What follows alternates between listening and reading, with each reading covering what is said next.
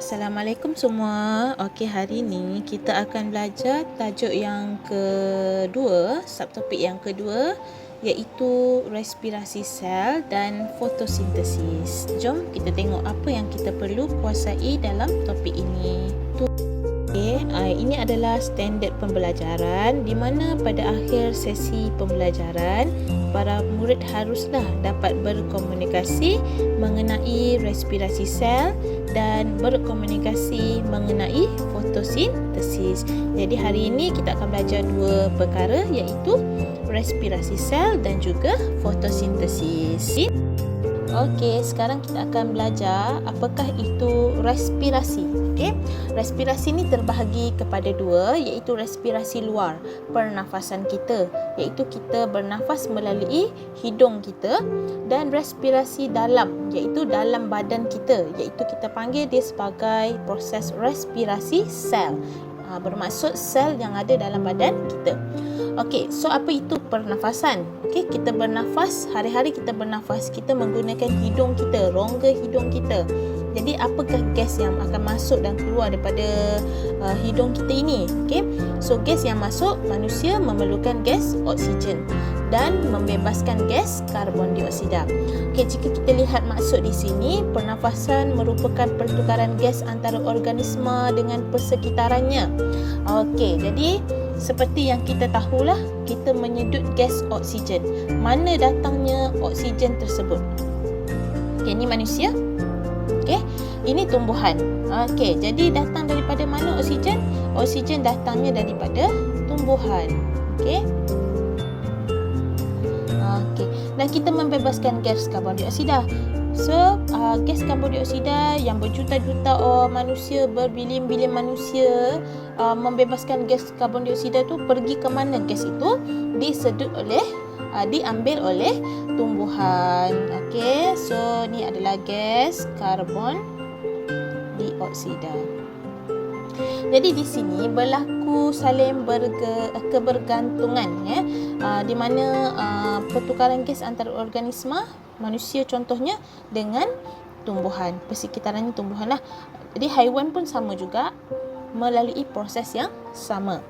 Okey, itu adalah pernafasan. Manakala respirasi sel pula ialah proses pengoksidaan dan penguraian glukosa yang berlaku di dalam sel hidup untuk membebaskan tenaga. Okey, cikgu nak huraikan maksud respirasi sel ini. Jadi tadi kita dah belajar, kita bernafas menggunakan hidung kita. Okey, jadi kita menyedut gas oksigen dan membebaskan gas karbon dioksida. Sama juga dalam badan kita. Dalam badan kita ada berjuta-juta sel. Jadi setiap sel itu akan melakukan respirasi, di mana sel ini, okey, cikgu akan lukis seperti yang kita dah belajar, sel haiwan. Ini adalah sel haiwan yang terdiri daripada nukleus dan juga sitoplasma, ada mitokondria. Okey, mitokondria. Okey, jadi di sini dalam sel badan kita ini, dia melakukan respirasi, di mana apa gas yang diperlukan sama saja. Bila sebut respirasi, gas yang masuk adalah gas oksigen. Okey, O2 ni adalah oksigen. Okey, dan gas yang keluar pula daripada sel ini adalah gas karbon dioksida. CO2 ni adalah karbon dioksida. Okey, dan itu kita panggil proses pengoksidaan. Okey, apa pula maksud penguraian glukosa? Penguraian tu bermaksud dia akan memecahkan glukosa, gula dalam badan kita, iaitu apa makanan yang kita makan, contohnya nasi yang kita makan akan adalah merupakan glukosa, gula dalam badan kita, dan di situ glukosa ini akan membebaskan tenaga. Gula dalam badan kita itu akan menghasilkan tenaga. Okey, jadi dekat sini selain daripada oksigen, proses yang apa yang terbebas juga adalah tenaga. Okey, so ke sini kita ada glukosa lah. Okey, so ini adalah proses respirasi sel dalam badan kita. Okey, cikgu harap faham apa yang cikgu terangkan. Jadi respirasi kesimpulannya ada dua, iaitu respirasi luar, pernafasan, dan juga respirasi dalam badan kita. Kita panggil sebagai respirasi sel. Okey. Okey, ini adalah penerangan lebih jelas mengenai respirasi sel. Okey. Kita lihat maksud dahulu. Respirasi sel ialah proses penguraian makanan untuk membebaskan tenaga.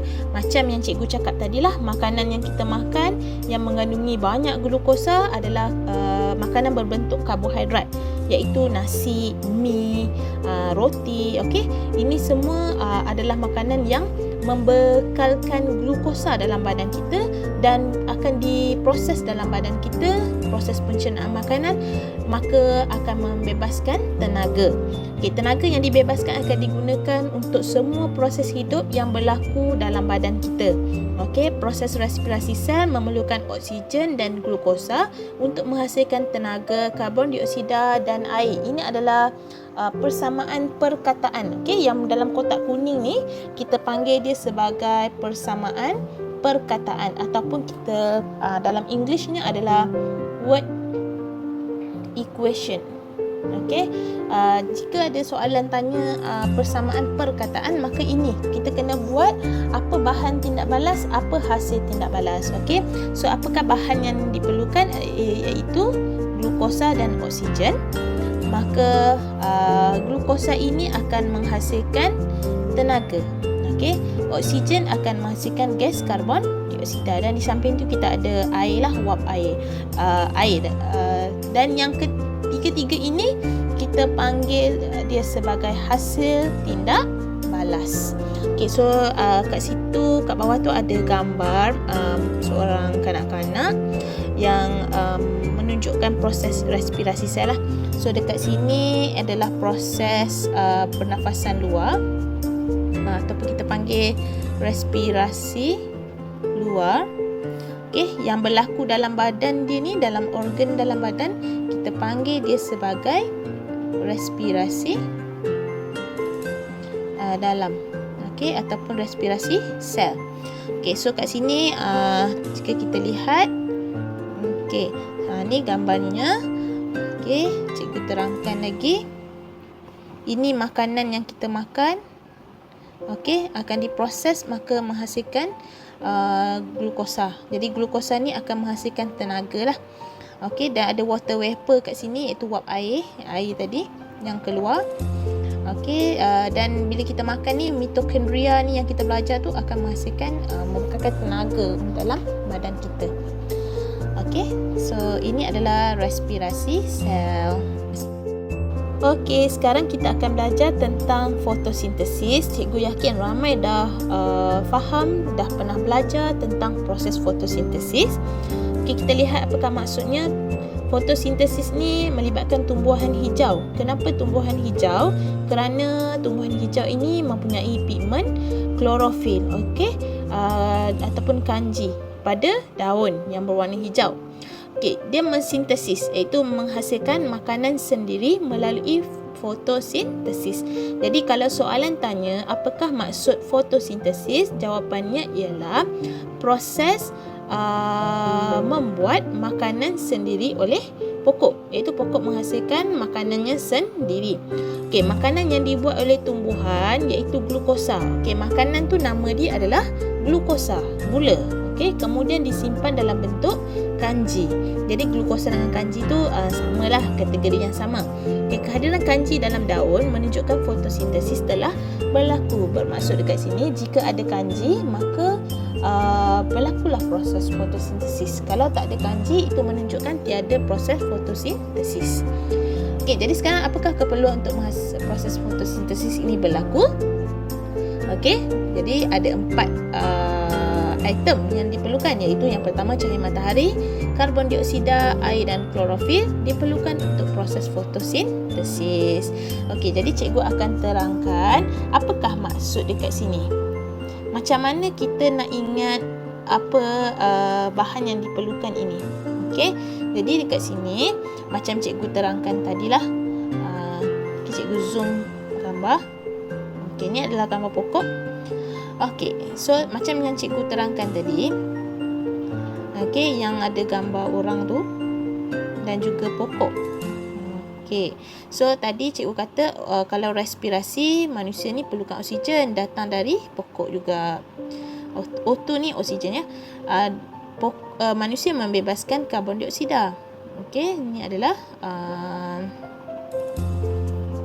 CO2 ya, iaitu karbon dioksida. Jadi sekarang kita fokus kepada pokok sebab kita cakap tentang proses fotosintesis. Okey, macam mana kita nak tahu bahan apa yang diperlukan? Yang pertama, kita lihatlah apa bahan yang masuk dekat pokok ni adalah karbon dioksida. Jadi kita buatlah CO2. Okey, kat sini cikgu buat singkatan, tapi dalam periksa jangan tulis CO2 je, memang salah.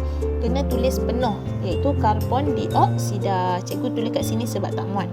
Okey, kemudian bahan apa yang diperlukan untuk pokok terus hidup sihat? Kenapa? Jadi macam mak kita selalu siram pokok hari-hari. Okey, jadi dia perlukan air. Okey, dalam pada masa yang sama, pokok ini memerlukan cahaya matahari. Okey, kita tak boleh simpan pokok dalam almari. Kita mesti letak di bawah cahaya matahari. So biasanya kita akan letak kat sinilah, dekat anak panah ni. Cahaya matahari. Kemudian bahan apa yang diperlukan? Kalau tengok kat sini, fotosintesis berlaku pada daun. So kat sini Jadi dekat daun ada klorofil. Okey. So ada 4 bahan yang diperlukan bagi fotosintesis. Ini adalah bahan. Jadi apa hasil tindak balas yang berlaku? Bermaksud apakah hasil fotosintesis tersebut? Okey, hasilnya adalah kalau kat sini karbon dioksida macam dekat gambar ni, hasilnya dia membebaskan gas karbon dioksida. Oksigen. Okey, dan juga tadi kita ingat proses fotosintesis adalah proses membuat makanan sendiri. Jadi makanan yang dihasilkan itu namanya adalah glukosa. Jadi ada 4 bahan yang masuk, 2 bahan yang dihasilkan, iaitu oksigen dan glukosa. Okey, jadi ini adalah persamaan perkataan ya, ataupun word equation. Okey, ini adalah word equation di mana bahan yang diperlukan adalah karbon dioksida, air, cahaya matahari dan klorofil. Selepas anak panah ni adalah hasil tindak balas, iaitu oksigen dan glukosa. Okey, jadi cikgu harap semua faham apa yang cikgu terangkan, dan kita lihat gambar yang seterusnya. Okey, ini adalah gambaran yang lebih jelas ya, yang cikgu ambil gambarnya daripada buku teks. Okey, sama saja dengan tadi, iaitu bahan yang diperlukan adalah karbon dioksida. Okey, kat sini karbon dioksida. Kemudian kita ada air. Okey, kat sini air yang kita siram mesti siram dekat akar ya. Kat sini kita akan siram air kat sini. Okey, kat tanah ni. Kemudian ada cahaya matahari. Okey, ni cahaya matahari. Ada klorofil, iaitu pada daun. Okey, iaitu pigmen warna hijau. Dalam pada masa yang sama dia menghasilkan glukosa, iaitu tenaga. Ini adalah glukosa dan juga oksigen. Okey, dia membebaskan gas oksigen. Okey, jadi ini adalah persamaan perkataan bagi proses fotosintesis. Okey, ini adalah eksperimen bagi menguji kehadiran kanji pada daun, iaitu kita nak uji betul ke ada kanji dekat daun ni. Macam mana kita nak tahu ada kanji dekat daun? Okey, so step yang pertama, kita petik apa-apalah daun pokok dekat luar rumah kita tu kan, luar makmal. Kemudian kita didihkan air, kita celupkan daun tersebut. Kemudian step yang kedua, kita letak dalam tabung uji, tabung didih. Dekat situ ada etanol. Okey, etanol yang diletakkan dalam rendaman air panas bersama daun. Okey, dalam silinder dalam tabung uji. Maka dalam tabung uji tersebut etanol diisi. Apakah itu etanol? Etanol adalah sejenis alkohol ya. Jadi alkohol ni dia sangat mudah terbakar. Jika pelajar dapat lihat dekat langkah berjaga-jaga kat situ, pastikan etanol tidak terdedah kepada sumber haba seperti terus ke api daripada penubasan, kerana etanol sangat mudah terbakar. Dia adalah sejenis alkohol ya. Okey, so kita lihat catatan di situ. Kenapa kita perlu isi etanol? Okey, etanol ini akan menyingkirkan klorofil pada daun. Okey. Step yang ketiga, kita rendam dengan air panas. Okey, daun yang kita rendam dengan etanol tadi tu, kita keluarkan, kita rendam dengan air panas dan kita akan titiskan larutan iodin ke atas daun tersebut. Okey, macam mana kita nak tahu kehadiran kanji? Okey, lihat ayat di bawah. Pemerhatian ni apa yang kita lihat hasil eksperimen. Okey, jika terdapat kanji, larutan iodin akan berubah warna daripada perang kepada warna biru tua. Bermaksud dekat sini, larutan iodin ni warna asal dia adalah warna perang. Okey, kalau ada kanji dekat daun tersebut, maka iodin tadi akan, bila kita titiskan tu, dia akan tukar jadi warna biru tua. Okey, kalau tak ada, maksudnya tak ada perubahan lah, kekal warna perang. Jadi kebanyakannya akan bertukar kepada warna biru tua, menunjukkan bahawa daun mempunyai kanji. Okey, seterusnya kita akan lihat eksperimen-eksperimen bagi menguji bahan yang diperlukan bagi proses fotosintesis. Okay, yang ini kita nak uji betul ke cahaya matahari ni diperlukan bagi proses fotosintesis. Okay, itu adalah penyataan masalah kita. Okay, tujuannya adalah untuk mengkaji keperluan cahaya matahari untuk fotosintesis. Okay, dilihat di sini ada 3 pemboleh ubah, iaitu pemboleh ubah dimanipulasi, iaitu apa yang tak sama yang kita guna dalam eksperimen ini, iaitu kita nak uji kehadiran cahaya matahari. Satu pokok kita letak dalam keadaan gelap, manakala satu pokok lagi kita letak di bawah cahaya matahari, iaitu dia dipanggil sebagai pemboleh ubah dimanipulasi. Okey, pemboleh ubah bergerak balas pula, apakah hasil yang kita ingin lihat selepas eksperimen ini selesai? Jadi iaitu perubahan warna larutan iodin. Bermaksud, jika larutan iodin itu bertukar warna, maka menunjukkan ia ada kanji. Jika tiada perubahan warna, menunjukkan tiada kanji dalam daun tersebut. Okey, pemboleh ubah dimalarkan adalah apa yang sama kita guna. Okey, syarat dia mesti kita guna jenis tumbuhan yang samalah. Okey, kita tak boleh guna tumbuhan yang berbeza. Jadi nanti keputusan eksperimen kita akan tidak valid. Okey, tidak sah. Okey, jadi macam mana eksperimen ini dilakukan? Selepas kita sediakan pokok, satu pokok ini akan diletak di kawasan gelap dan tumbuhan yang belah kanan ini diletak di bawah cahaya matahari. Okey, selepas seminggu daun daripada kedua-dua pasu tersebut akan dipetik dan dijalankan ujian kanji, iaitu kita guna larutan iodin. Okey, untuk bagi hasil eksperimen selepas seminggu dalam keadaan yang gelap, tumbuhan sebelah kiri itu pemerhatiannya adalah bila kita titiskan larutan iodin, maka tiada perubahan yang berlaku. Okey, maksudnya larutan iodin warna perang akan kekal warna perang. Okey, kenapa pula tiada perubahan? Sebabnya fotosintesis tidak berlaku dalam daun tumbuhan tersebut yang disimpan dalam bilik gelap kerana tiada cahaya matahari.